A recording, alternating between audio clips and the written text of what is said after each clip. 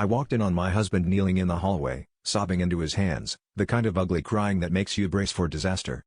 He looked up at me, eyes red, and blurted out, "I did something terrible last night?" My stomach dropped. We'd fought earlier that evening, ugly words about trust and jealousy, and I stormed out to clear my head. I'd barely been gone an hour, but when I came back, he was already a mess. He confessed between shaky breaths, he'd hooked up with a woman at the bar down the street, thinking she was me.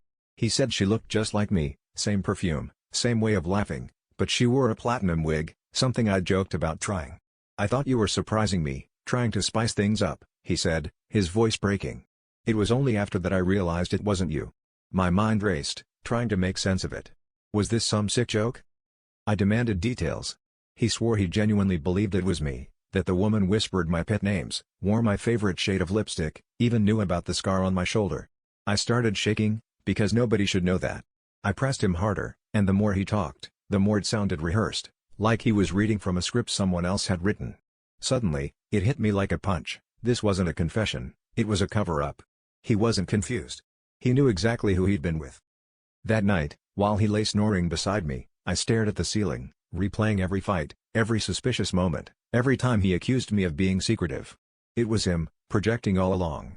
The truth burned in my chest, he didn't want to be with me. He wanted the idea of me, a fantasy, a version he could cheat on without guilt. And the worst part? I realized I'd been playing along, pretending to be someone I'm not, just to keep him close.